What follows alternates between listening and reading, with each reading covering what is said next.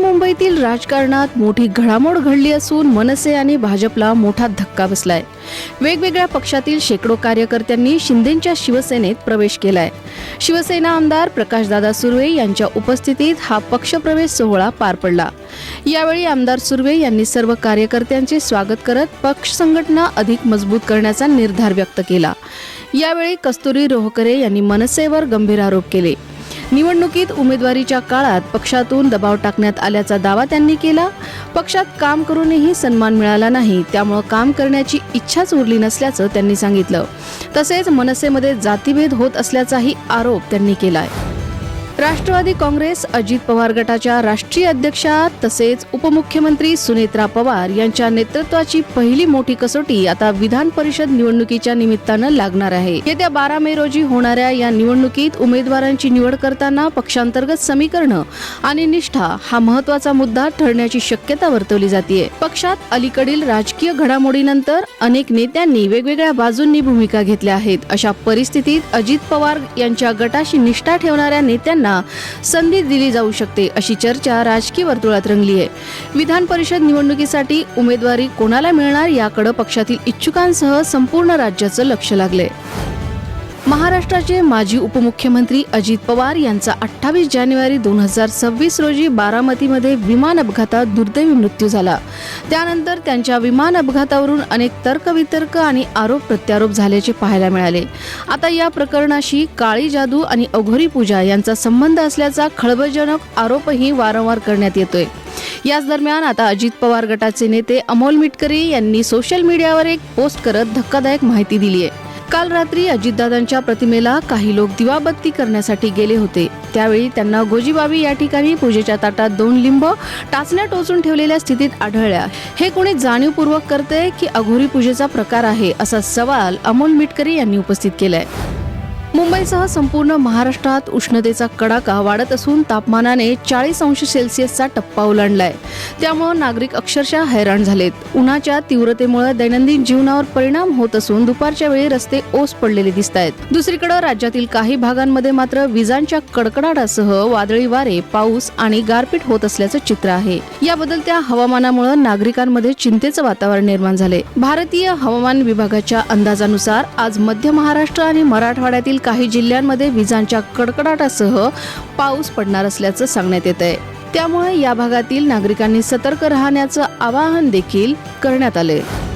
ओतूर जुन्नर मार्गावर डंपर आणि Honda city car यांच्यात समोरासमोर भीषण अपघात झाला असून या अपघातात जुन्नरचे निवडणूक नायब तहसीलदार अंताजी बनाजी गवारी यांचा दुर्दैवी मृत्यू झालाय. जुन्नरकडून ओतूरच्या दिशेने जाणारा हायवा डंपर आणि ओतूरकडून जुन्नरच्या दिशेने जाणारी होंडा सिटी कार यांची वळणावर जोरदार धडक झाली. धडक इतकी भीषण होती की कारच्या पुढील भागाचा अक्षरशः चक्काचूर झाला. या अपघातात अनंता गवारी गंभीर जखमी झाले होते. त्यांच्यासह विजय खारतोडे यांनाही गंभीर दुखापत झाली, तर तुषार भीमराव कोरडे किरकोळ जखमी झालेत. स्थानिक नागरिकांनी तातडीने मदत कार्य करून जखमींना बाहेर काढले व हॉस्पिटलमध्ये दाखल केले. प्रकृती चिंताजनक असल्याने अनंता गवारी आणि विजय खारतोडे यांना पुण्याकडे हलवण्यात आलं. मात्र उपचारासाठी नेत असतानाच वाटेतच अनंता गवारी यांची प्राणज्योत मालवली. शिवसेना शिंदे गटाचे आमदार आणि परिवहन मंत्री प्रताप सरनाईक यांनी 1 मे पासून रिक्षा आणि टॅक्सी चालकांसाठी मराठी सक्ती केली आहे. तर दुसरीकडे शिवसेना शिंदे गटाचे नेते आणि माजी खासदार संजय निरुपम यांनी या सक्तीला आपला विरोध केलाय. त्याच पार्श्वभूमीवर संजय निरुपम हे दहिसर येथील रिक्षा चालकांसोबत संवाद साधण्यासाठी आले होते. त्याचवेळी मनसैनिकांनी दहिसरमध्ये धाव घेत संजय निरुपम यांच्या विरोधात घोषणाबाजी केली. विशेष म्हणजे मनसेच्या कार्यकर्त्यांनी मराठीची घोषणा देत संजय निरुपम यांच्या कारची हवा सोडली. त्यांच्या गाडीवर बाटली फेकून मारल्यानं चांगलाच गोंधळ उडाल्याचं दिसून आलं. या प्रकरणी मनसेच्या 11 कार्यकर्त्यांना अटक करण्यात आली. मात्र या 11 कार्यकर्त्यांना बोरिवली न्यायालयाने जामीन मंजूर केला. तर दुसरीकडे याच प्रकरणी शिंदे गटाचे दहिसर विधानसभा विभाग प्रमुख राम यादव यांच्या विरोधात गुन्हा दाखल करण्यात आलाय. तेलंगणाच्या माजी खासदार के कविता यांनी नव्या राजकीय पक्षाची घोषणा केली आहे. कविता यांनी तेलंगणा राष्ट्र समिती असं पक्षाचं नाव ठेवलंय. त्यांच्या वडिलांनी देखील या नावाने आंदोलनाला सुरुवात केली होती. काही महिन्यांपूर्वी के कविता यांना कारवाईचा सामना करावा लागला. त्यांच्या वडिलांनी त्यांची भारत राष्ट्र समिती पक्षातून हकालपट्टी केली होती.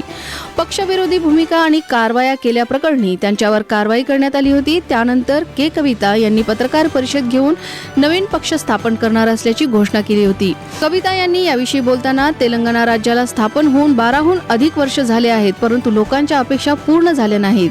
12 वर्षानंतरही लोकांच्या पाणी, पैसे आणि रोजगारांच्या समस्या कायम आहेत. मागील सरकारनं शेतकरी, तरुण, उद्योजक आणि मागासवर्गीयांच्या अपेक्षा पूर्ण केल्या नाहीत. आता नव्या पक्षाचा उद्देश सर्वांचा विकास आणि आत्मनिर्भर करण्याचा आहे, असं त्यांनी म्हटलंय.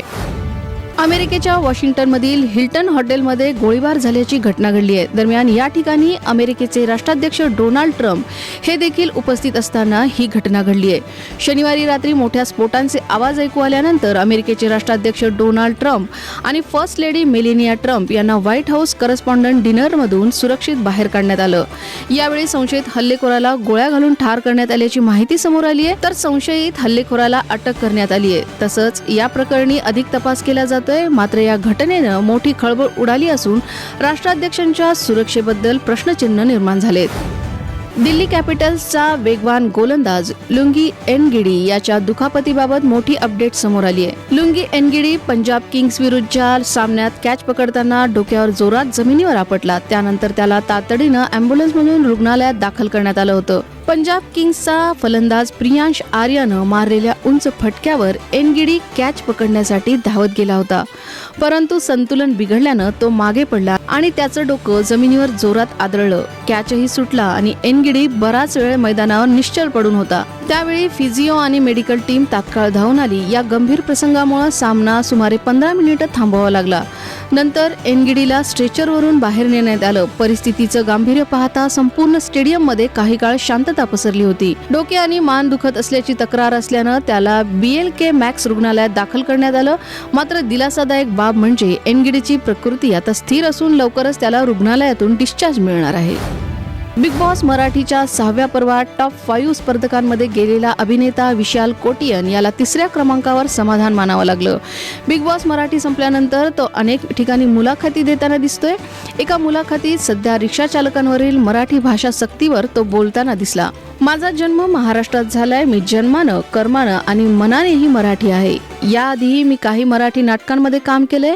मध्ये कुठेतरी हिंदीत काम करत असताना मराठी बोलायची सवय सुटली होती, पण आता बिग बॉसमुळे मला स्पष्ट मराठी बोलता येते. मला मराठी आणि महाराष्ट्राबद्दल खूप आदर आहे. तुम्हाला जर महाराष्ट्रात राहायचं असेल तर मराठी यायलाच पाहिजे, याच मताचा मी आहे, असं त्यांनी स्पष्टपणे म्हटलंय.